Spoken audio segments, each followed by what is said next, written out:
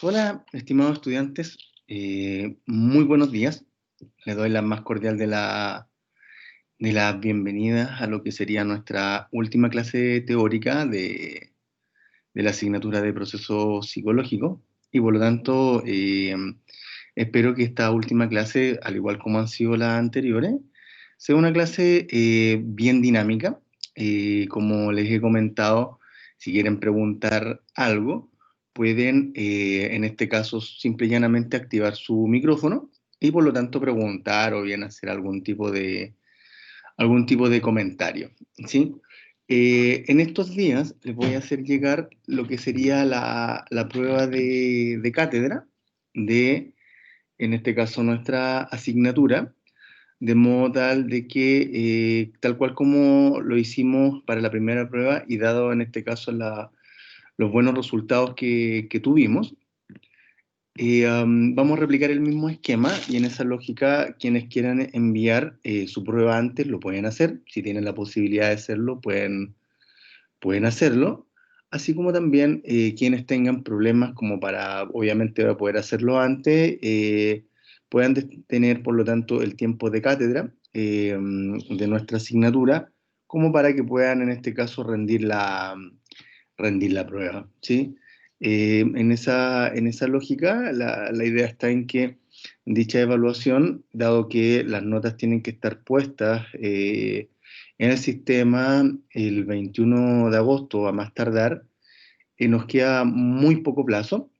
Siempre en general, esto lo comento a partir de toda la experiencia de todos estos años que llevo en la universidad, que uno de los efectos, desafortunadamente, de los paros tiene que ver con que después todo el semestre se aprieta y por lo tanto es muy vertiginoso tanto para los profesores, que tenemos que corregir muchas pruebas, pero también es muy vertiginoso para los estudiantes porque de una u otra manera experimentan que no pueden rendir a cabalidad, sobre todo aquellos que tienen algunas dificultades personales. Entonces, por eso, y en toda esta contingencia, la idea de replicar el esquema que tuvimos en la primera prueba va a ser nuestra, digamos, como hoja de ruta, como, como diría el gobierno, ¿ya?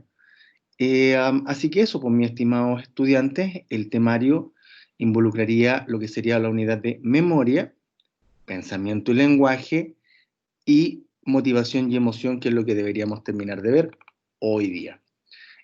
Por supuesto que va a aparecer lectura, digamos, obligatoria, en este caso del libro de Feldman, ya que el libro que ustedes tienen, que ya descargaron, y van a tener que, por lo tanto, leer lo que son los módulos 18, 19, 20, 21 y 22, ¿ya?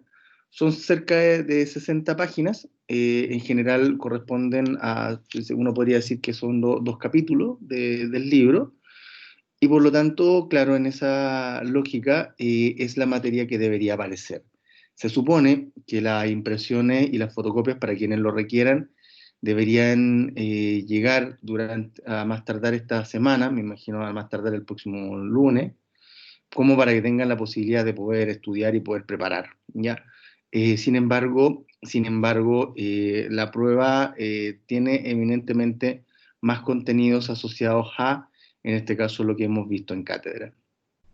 Así que, dicho eso, vamos a terminar, por lo tanto, de hacer la clase teórica. En este caso, como les decía, y quienes se vengan integrando, esta es la última clase que vamos a tener teóricamente, porque la próxima semana es es la última evaluación en la prueba, y por lo tanto, bajo esa lógica, vamos a dar, en este caso, como el puntapié inicial, salvo que, por supuesto, ustedes tengan algunas dudas antes de que yo comience como con los elementos teóricos.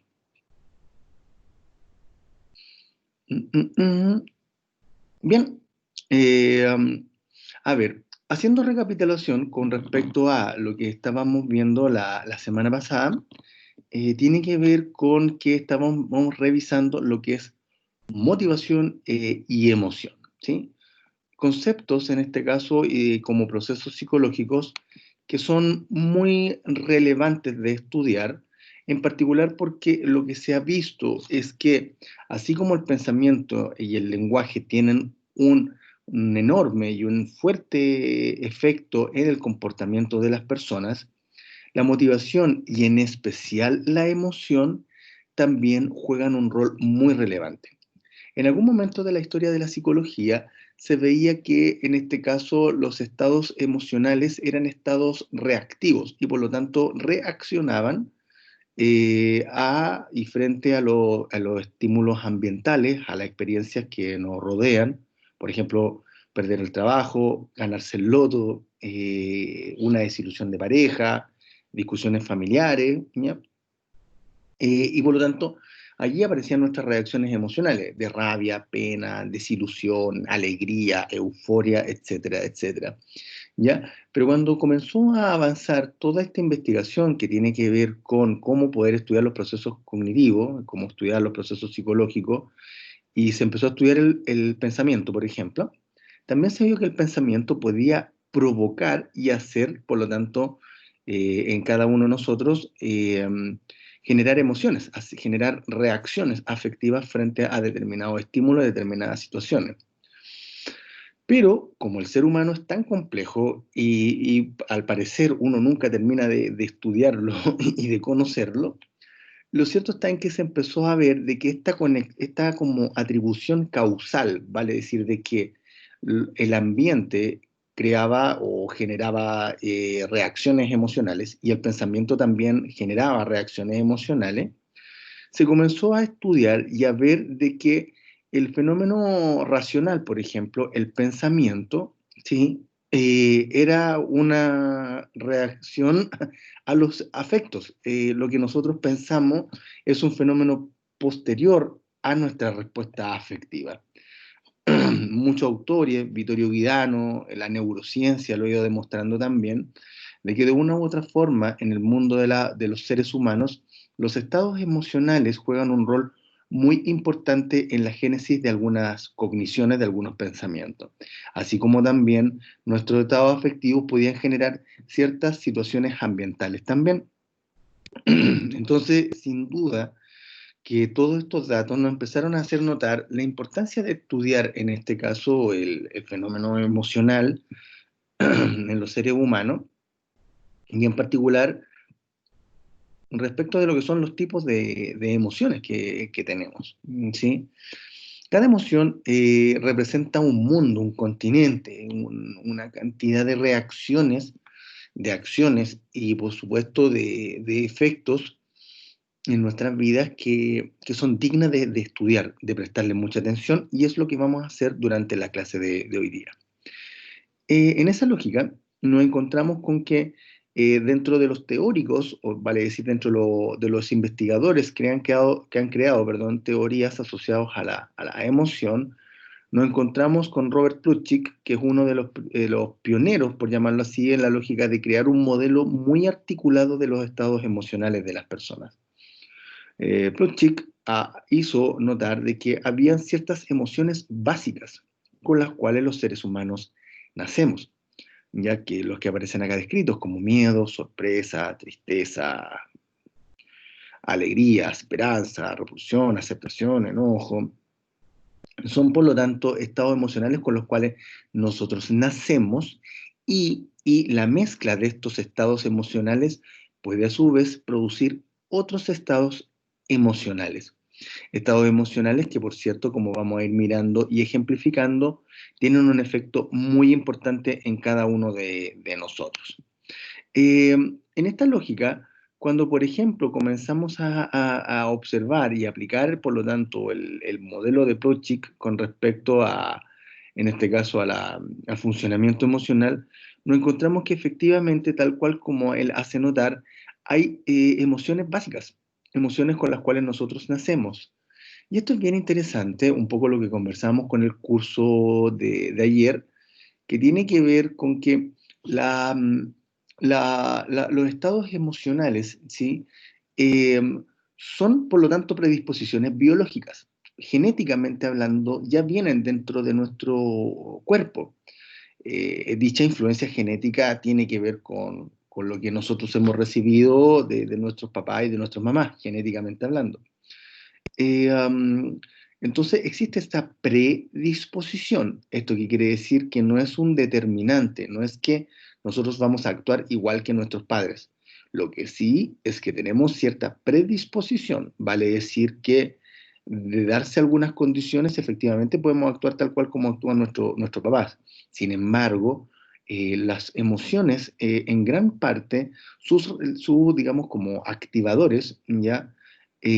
O sus provocadores o los estímulos, ya pueden producir reacciones diferentes en las personas porque las experiencias de vida van marcando diferencias. ¿A qué me refiero con esto? Con que todos nosotros tenemos dentro de nuestro repertorio, ¿vale? Así como nuestro como conjunto de reacciones emocionales, todos podemos sentir rabia, todos podemos sentir tristeza, todos podemos sentir pena, alegría, miedo, como lo que está describiendo Pruchik. Sin embargo, con qué nos enojamos claramente va a variar en cada caso y cada uno de nosotros se va a enojar con diferentes cosas, así como también cada uno de nosotros se puede entristecer con diferentes cosas. Y así podemos, digamos, avergonzarnos de diferentes cosas. Y esa diferencia, por lo tanto, la dan las experiencias de vida, con quienes hemos crecido, cuáles han sido los modelos, en este caso, o las personas que nos han criado y que nosotros hemos ido, perdón, copiando o imitando esas reacciones emocionales. O hemos ido moldeando, qué sé yo. En esa perspectiva y en esa lógica, nos vamos encontrando, por lo tanto, con que en general los seres humanos, como aparece acá en todo este esquema, podemos tener una gran cantidad de reacciones emocionales. Algunas, de acuerdo a lo que nos dice Pruchik, que son básicas, son basales, vale decir que son lo más medular de las reacciones que pueden tener las personas. Por ejemplo, cuando nosotros notamos a alguien que está preocupado o preocupada por algo, ¿ya? Lo que nosotros podemos, usando este modelo, es que nosotros podemos suponer, podemos inferir que esa persona va a tener miedo. Y si está muy preocupada, vamos a asumir que está teniendo una reacción de terror, ¿sí? Y por lo tanto, el terror es como un miedo más agudo, ¿sí? Por otra parte, si por ejemplo nos encontramos con alguien que está en un estado de serenidad, como por ejemplo alguien que ha practicado meditación o ha estado haciendo yoga y se les ve tranquilo o tranquila, en general uno puede suponer que detrás de ese estado uno va a encontrar alegría, ¿sí? Hay bienestar. Y por otra parte, en la intensidad más alta de la alegría nos encontramos con el éxtasis, nos podemos encontrar con la euforia, ¿sí? Así como también si nos vamos más abajo, ya nos podemos encontrar con que detrás de, en este caso, ¿cómo decirlo? Hay que acá justo me parece la barra que dice dejar de presentar, ¿ya? Em, a ver, déjenme ver cómo lo voy a resolver inmediatamente. ¡Toink! Ya.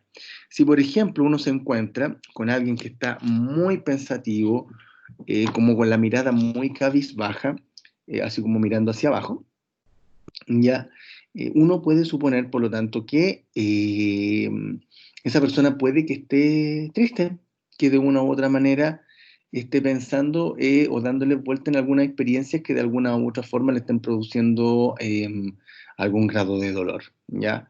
Así como también podemos, por ejemplo, donde está lo rojo, que alguien que está molesto en general puede estar enojado, pero lo medular tiene que ver con un estado de rabia, ¿ya?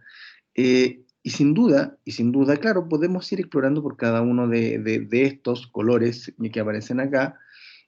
Por cierto, que el color es algo como estándar, ya no hay algo como que no está muy asociado directamente a los estados emocionales. Lo que sí es que muchas veces el rojo, por ejemplo, aparece más asociado a la rabia, ¿ya? De hecho, en el test de Rorschach, el test de las manchitas, las respuestas que uno da a, digamos, a algunos colores, como por ejemplo el rojo, puede estar asociado a algunos niveles de agresividad, por ejemplo, ¿ya? Entonces, bajo esta lógica, nos vamos encontrando con que a su vez se pueden producir diferentes mezclas de los estados emocionales, ¿ya? Entonces, por ejemplo, donde dice rabia y donde dice acá aversión, cuando yo desprecio a alguien, hay una mezcla entre rabia y también de rechazo, ¿ya? Que es muy, muy interesante. Y pues, fíjense que cuando aparece, por ejemplo, la palabra aburrimiento, y en general cuando uno desprecia a alguien, cuando uno empieza a tener rechazo por alguien, en general uno empieza a mostrar que hay algún grado, en este caso también de aburrimiento, como de que lata un poco estar escuchando a esta persona, ¿ya? Entonces, se pueden ir produciendo, por lo tanto, una mezcla de emociones. Y, por ejemplo, cuando vemos acá en lo que dice la palabra amor, en el otro extremo, que es como una mezcla entre la serenidad y la aceptación, que es bien un concepto que se van a encontrar siempre en psicología clínica respecto de cómo es que las personas pueden mostrar progresos en los tratamientos psicológicos. Y una de las cosas tiene que ver con los procesos de aceptación de las cosas que a uno le están ocurriendo. Entonces, y bajo esa lógica, los estados de amor, por lo tanto, cuando uno está enamorado, se caracterizan porque hay un estado de serenidad, hay un estado de calma afectiva, que por supuesto produce mucho bienestar, pero también hay un grado de aceptación importante, porque cuando se ha producido, por ejemplo, en el caso de las relaciones de pareja, amor, uno entiende que yo acepto a la otra persona de la misma forma como esta persona me acepta a mí. Y por lo tanto, esos procesos de aceptación pueden ser incluso en algunos casos muy reparadores respecto de la historia de vida en las cuales vienen muchas personas, ¿ya? Eh, en este proceso ya de los estados emocionales, si ustedes se fijan, lo que vimos recién tenía que ver con ir viendo la enorme cantidad de estados emocionales que se nos pueden producir. Y eso tiene que ver en parte con que en la medida en que nosotros hemos ido investigando como psicólogos, como psicólogas, los estados emocionales de las personas, hemos ido observando la importancia de aprender a identificar y diferenciar los estados emocionales. Y eso tiene que ver con que muchas veces, y aquí el concepto de inteligencia emocional comienza a aparecer, el de la fotito es Daniel Goleman, en términos de que se nos ha enseñado a usar más la razón que nuestros estados emocionales, ¿sí? Vale decir, se nos ha enseñado más a pensar más objetivamente, más racionalmente, más críticamente, analizar las cosas. Sin embargo, en general no tenemos mucho entrenamiento respecto de cómo empezar a usar nuestras emociones. ¿Cómo integramos la rabia a nuestro funcionamiento? En general, o expulsamos la rabia o bien, en este caso, la reprimimos. Luego, ¿qué hacemos cuando estamos muy tristes? ¿Ya expulsamos esa tristeza o la guardamos o la disfrazamos?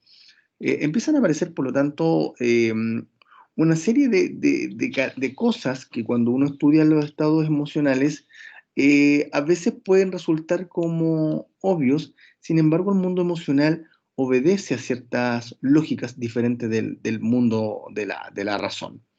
Entonces, bajo esa perspectiva, Daniel Goleman lo que nos va mostrando tiene que ver con que tenemos que ir aprendiendo a integrar nuestras emociones. Ya lo vamos a ver en las próximas diapositivas. Pero una de las cosas que nos va diciendo Daniel Goleman tiene que ver con que podamos ser capaces de empezar a ver la gran cantidad de palabras que muchas veces aparecen asociados a determinados estados emocionales. La ira, por ejemplo, que aparece asociado como la rabia, puede tener que ver con enojo, con resentimiento, con furia, con irritabilidad, con la indignación. La animosidad tiene que ver con esta cosa de andar provocando, ¿ya? Y obviamente en extremos uno puede encontrar lo que es odio y encontrar violencia. Fíjense la gran cantidad de palabras que aparecen asociadas a un determinado estado emocional. Si hablamos de tristeza, nos encontramos con la aflicción, con un estado de pena, desconsuelo, soledad. La autocompasión también está muy vinculado a la tristeza, en esta cosa cuando uno tiende a decir, ¿por qué a mí me pasan estas cosas? Eh, Puede haber un estado emocional asociado a tristeza.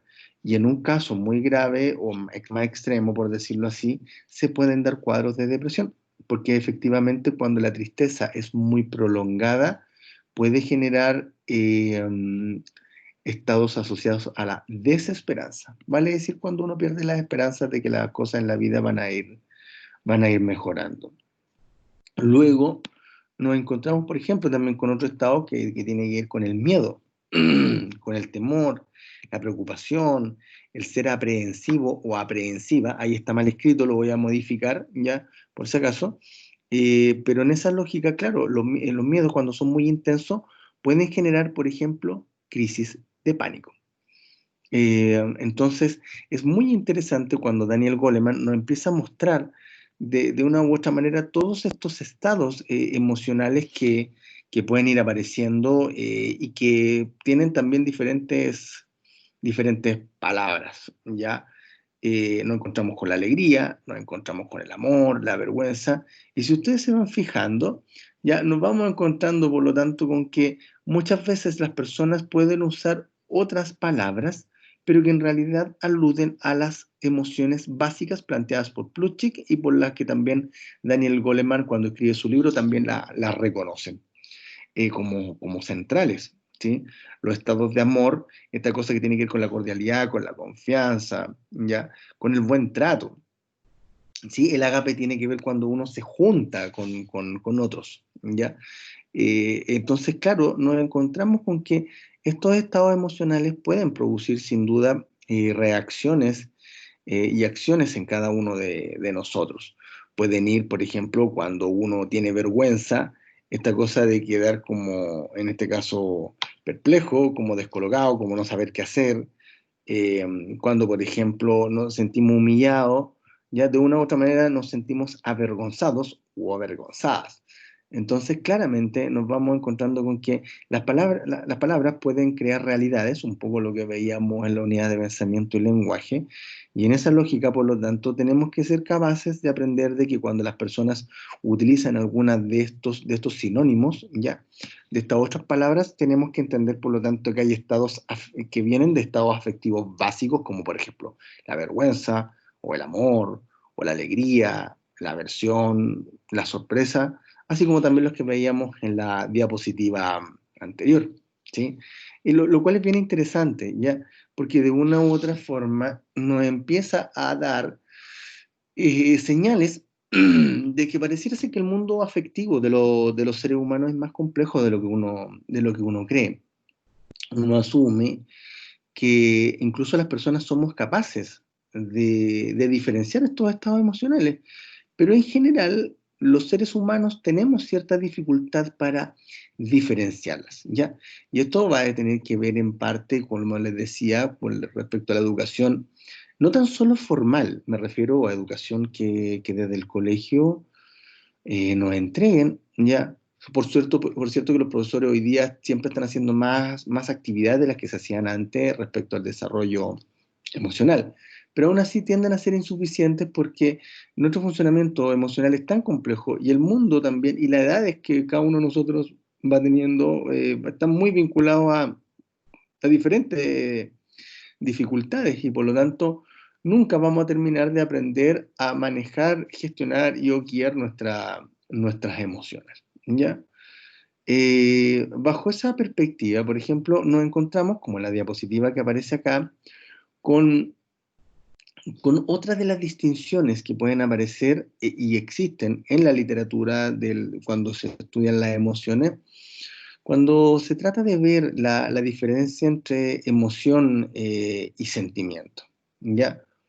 Sin duda de que en general, en la vida concreta, para las personas, distinguir entre la emoción y el sentimiento, no sé qué tan grande sea en general, ¿ya? Esta distinción que muchas veces pareciera ser más racional. Sin embargo, desde los estudios psicológicos no son lo mismo, ¿sí?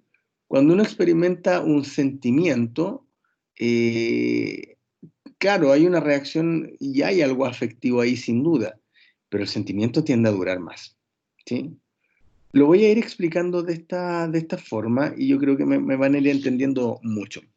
¿Ninguna pregunta hasta el momento? ¿Sí? ¿Alguien que quiera hacer algún comentario? Bueno, vayamos mirando. Yo no sé espero que sí, al menos si lo han bailado, ¿ya? A una banda nacional de música, ¿ya? No sé si decir cumbia villera, ya no es cumbia villera, ya Chico Trujillo. Me imagino que algún momento han escuchado alguna canción de ellos o lo han bailado en algún año nuevo, en alguna ramada, fonda, etcétera, etcétera. Y hay una canción de ellos que creo que se llama Loca, ¿ya? Donde una de las frases que dice en este caso el Macha, el vocalista de Chico Trujillo, dice lo siguiente. La frase es así, cuando la emoción confirma el sentimiento. Frase que está llena de profundidad. ¿Ya?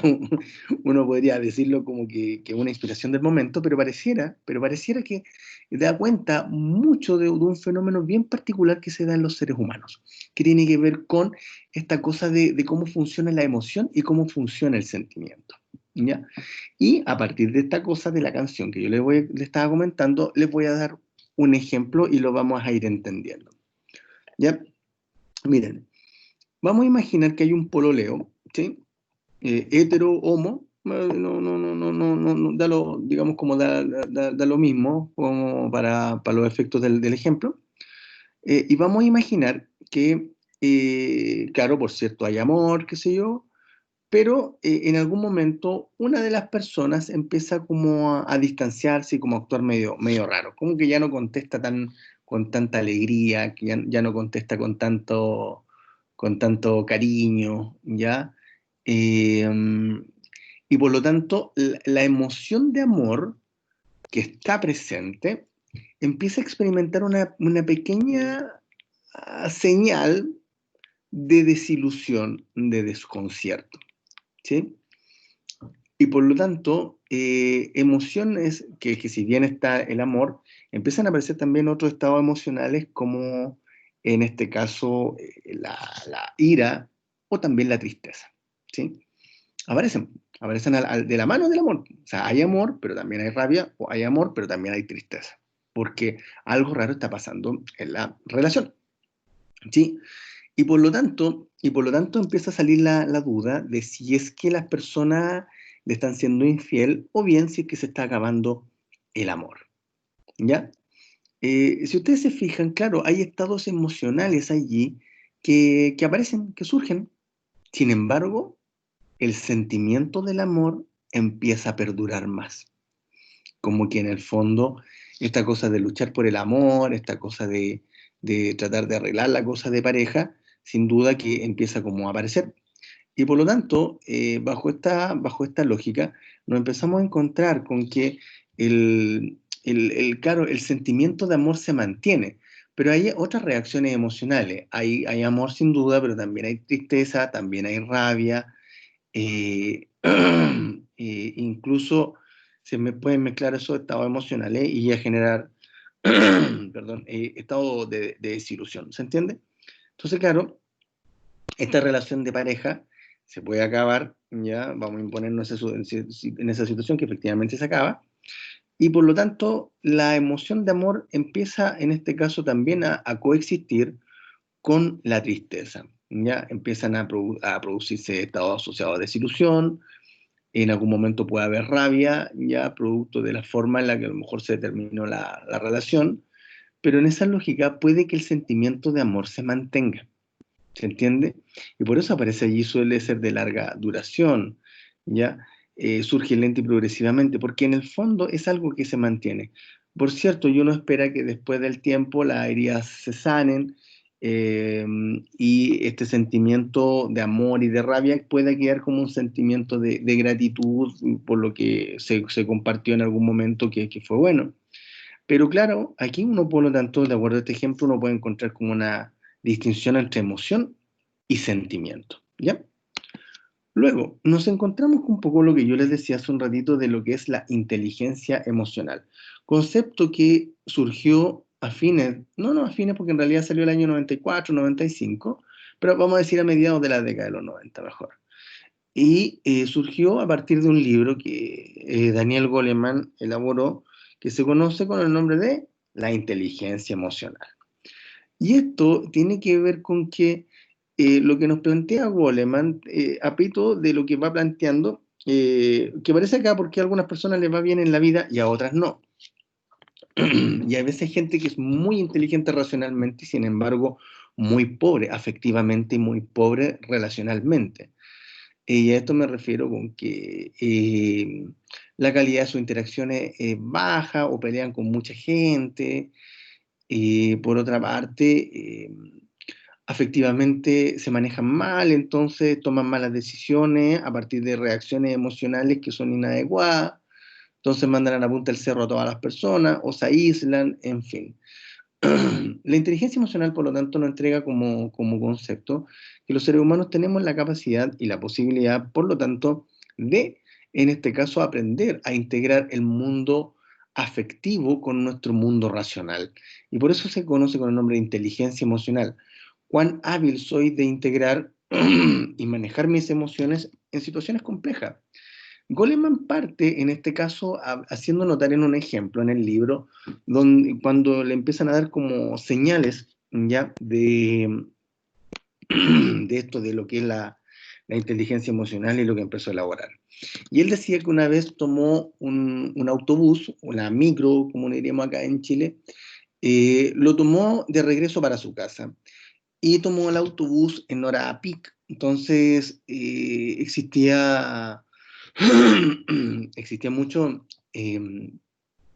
¿cómo decirlo?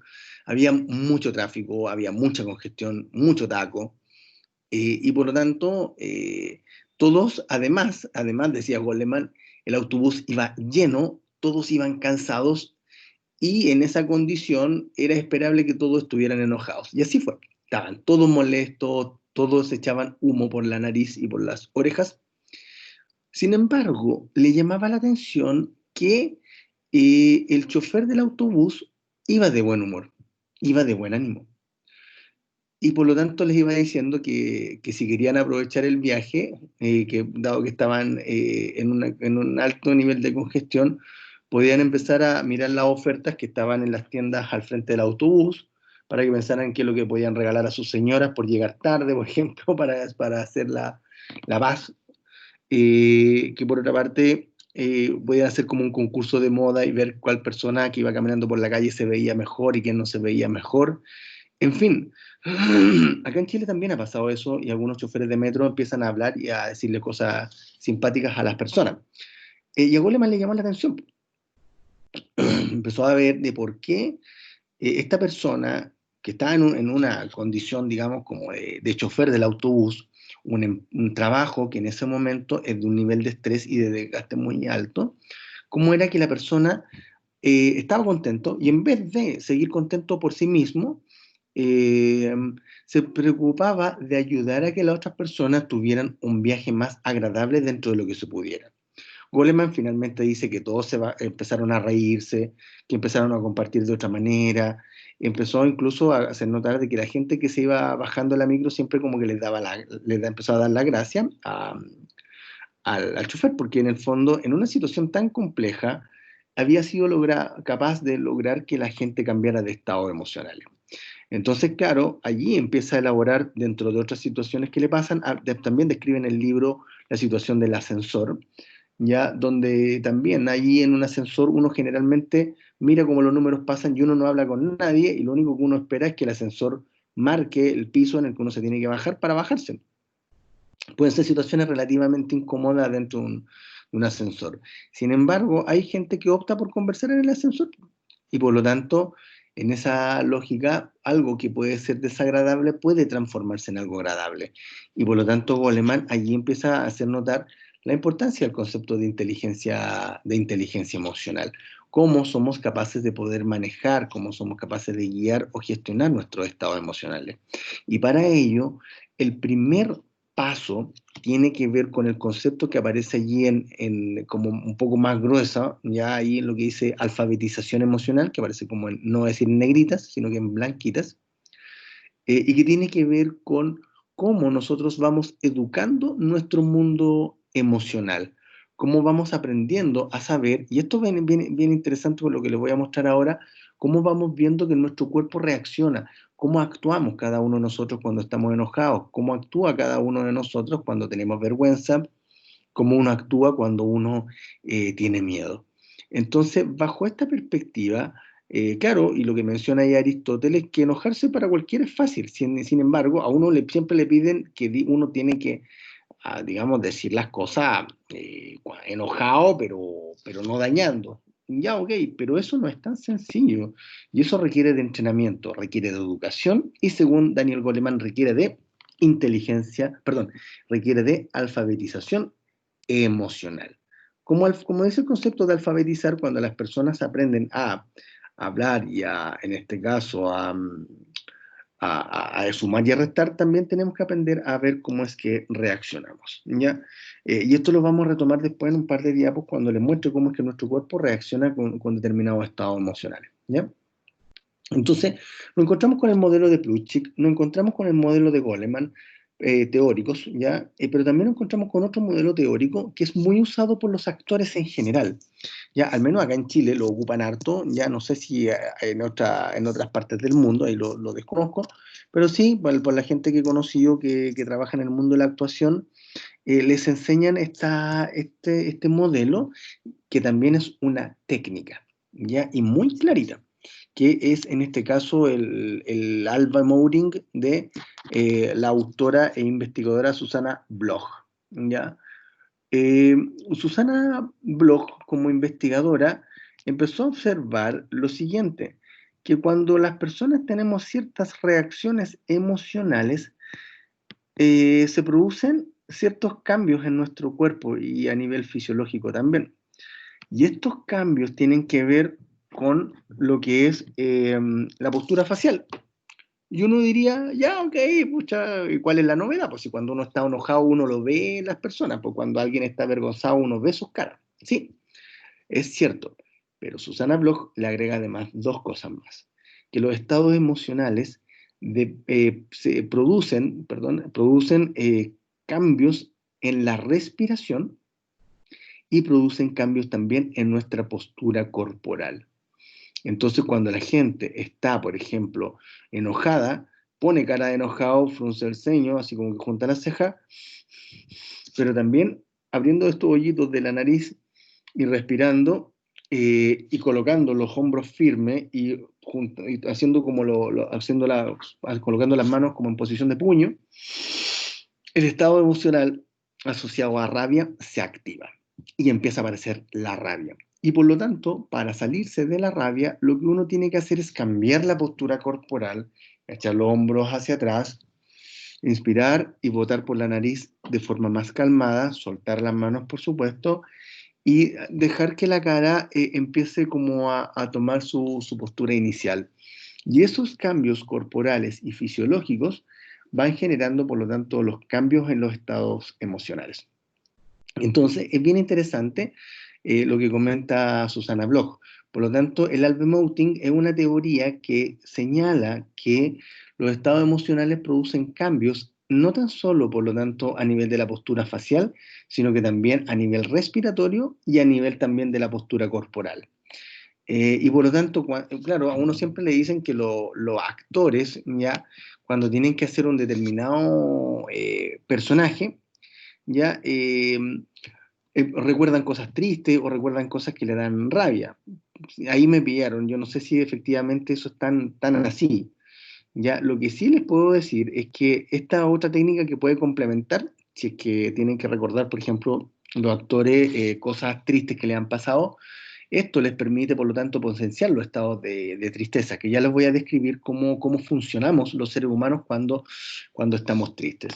Entonces, el método del Albemoting, ya el método en este caso de Susana Bloch, tiene que ver con que cada uno de los estados emocionales, por lo tanto, va a producir una determinada reacción a nivel de nuestra cara, los músculos faciales, también va a producir cambios a nivel de la respiración y también a nivel de nuestra postura corporal. ¿Ya? Una de las cosas que, por ejemplo, ella describe, pero hay otros autores que lo describen más específicamente, es también que uno tiene que prestar atención a la forma en la cual uno está mirando. Esto es lo que describe muy bien la programación neurolingüística. la PNL, que en la década de los 90 agarró mucha fuerza, que tenía que ver con cómo lo neurológico se articulaba con el lenguaje, tanto verbal como no verbal, y uno podía aprender a manejarlo. Y por lo tanto, la mirada cuando uno está más enojado es más punzante. Cuando uno anda triste, la mirada va más hacia abajo. Cuando uno anda enamorado y uno tiene una mirada que tiene más brillo, los ojos, digamos, como que transmiten bienestar, por citar algunas de las reacciones que ocularmente, vale decir, de nuestro glóbulo ocular, de nuestra mirada, de nuestros ojos, se detienen cuando uno tiene determinado, en este caso, estados emocionales. Entonces, claro, nos encontramos, por ejemplo, con lo que yo le estaba prometiendo recién, que tiene que ver con cómo es que los estados emocionales van produciendo determinadas reacciones en cada uno de nosotros. En general, por ejemplo, uno empieza a ver características de la tristeza. Ya una no es una emoción negativa, pero sí no nos hace sentir muy bien. No es algo como que disfrutemos a concho, decir, oye, hoy día me siento súper triste y bacán. En general no es así, porque ahí uno diría, hay como una reacción más maníaca, ya así como de euforia a pesar de que la persona está triste, ¿ya? Claro, la tristeza en general tiene todo un, como yo les explicaba hace un rato, todo un efecto, un correlato, ¿ya? Pero tiene que ver como con lo que va pasando al mismo tiempo. Entonces aparece la tristeza y nuestra cara, por ejemplo, se pone más lánguida, nuestra respiración empieza a ser más lenta, y si yo dejo que los hombros se caigan, los dejo como más alicaídos, por decirlo así, voy a empezar de a poco a sentir que la energía se va yendo. Y por lo tanto, en estos momentos, si yo empiezo a ver si es que siento esperanzas en que el mundo o el día va a ser mejor, como siento menor ánimo, lo más esperable es que no sienta la fuerza y las ganas de poder querer cambiar todo, ¿ya? Es bien interesante y por eso como que pongo este tono de voz, como un poco ir haciendo notar de que cuando las personas están tristes, su tono de voz también baja, su mirada baja, uno nota que la gente está con menos energía vital y muchas veces está más pensando en lo que nos resultó, va a estar pensando en las cosas que han perdido. Cuando dice, por ejemplo, ausencia de actividades reforzadas, que la gente cuando anda triste va a tener la tendencia a decir que la gente en la vida no la apoya, que en general tiende a estar muy sola, ¿ya? Entonces, bajo esa perspectiva, uno puede andar funcionando en la vida de forma como más decepcionada con respecto a las personas o a la confianza. Y por lo tanto, una de las cosas que tiende a pasar cuando las personas estamos tristes es que puede que sintamos que no manejamos lo que nos está ocurriendo, ¿ya? Cuando aparece ahí dolor crónico, chiquillos y chiquillas, ojo, que en general cuando la gente tiene dolor crónico como fibromialgia, cuando tienen dolores crónicos como artritis reumatoidea, diabetes o hipertensión, es probable que uno se encuentre con que la gente se pone más fácilmente triste. Y por lo tanto sienta que de una u otra manera no logran manejar lo que les está pasando porque el dolor crónico no es algo que puedan alejar de sus vidas. ¿Ya? Luego, ¿qué es lo que empieza a pasar también en la tristeza? Curiosamente, cuando andamos muy tristes y nuestro cuerpo anda con poca energía, muchas veces nuestra cabeza sigue funcionando y le sigue dando vueltas a cosas que a uno no le han resultado.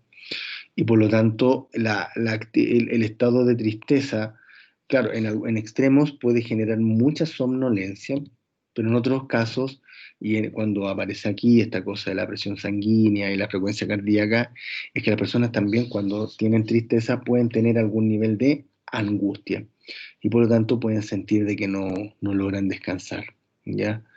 Luego, ¿qué procesos cognitivos aparecen acá? Es que la gente empieza a mirar sus pérdidas. Cuando estamos tristes es más fácil que miremos las cosas que no nos han resultado, es más fácil que estemos pendientes de los fracasos que hemos tenido, creer que no podemos salir adelante. Y como lo que les comentaba hace un ratito, la tristeza muy intensa o muy prolongada en el tiempo puede generar depresión, ¿ya? Y como le he dicho en otras clases, la depresión involucra perder las esperanzas de que la vida va a mejorar. Cuando se habla acá de tríada cognitiva, tiene que ver con que las personas cuando están tristes, cuando están deprimidas, es probable que vean todo lo que les rodea de forma negativa, que se vean a sí mismas de forma negativa y el futuro, lo que va a pasar el día de mañana, puede que lo vean de forma negativa. Y por lo tanto, toda esa mezcla de esta tríada puede generar desesperanza, y que es lo medular en la depresión. Todos nos podemos poner tristes sin duda, podemos estar harto rato tristes también, pero cuando sentimos que no podemos hacer nada frente a esa tristeza, no sabemos cómo resolver los problemas que estamos teniendo, lo más probable, por lo tanto, es que nos vamos a empezar a deprimir.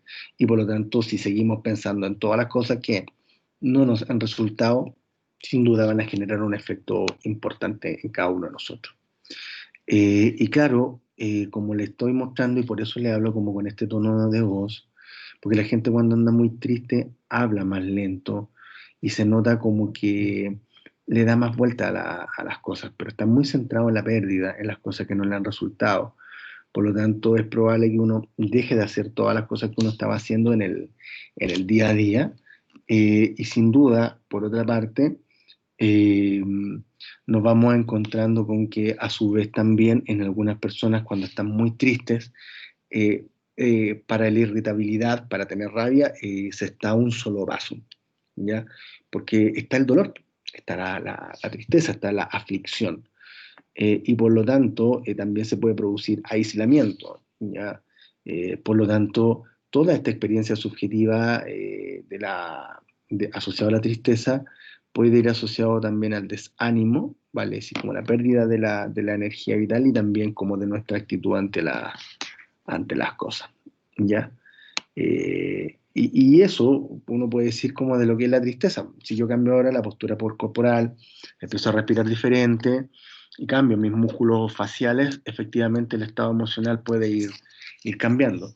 Entonces, para ir cerrando, ya existen otras técnicas que los pueden ver allí en la Fundación Integra, por ejemplo, y se trabaja mucho con niños, con adultos también funciona bien, es que la gente a veces pinte los estados emocionales que tiene, ¿ya? Y eso ayuda mucho porque en general ver es distinto. Vale decir, si tengo mucha rabia y me dicen que en una hoja coloré, digamos, como cuánta rabia siento, la gente va a apasionarse y va a mostrar un poco la cantidad de rabia que tiene. Y en esa lógica, la gente le llama la atención el cómo coloca las cosas en el dibujo, porque de una u otra forma lo que empieza a pasar tiene que ver con que la forma en la cual nosotros los seres humanos vamos aprendiendo a manejar nuestras emociones tiene otras lógicas diferentes de la razón. Nuestros estados emocionales nos cuesta verlo, entonces pintar una hoja, pintar un dibujito, un monito que uno tiene que colocar los colores asociados a cuál cree uno que es el color de la alegría, cuál es el color del amor, cuál es el color de la tristeza, del miedo, etcétera, etcétera, y después uno tiene que ubicar el color, digamos, en una parte del monito.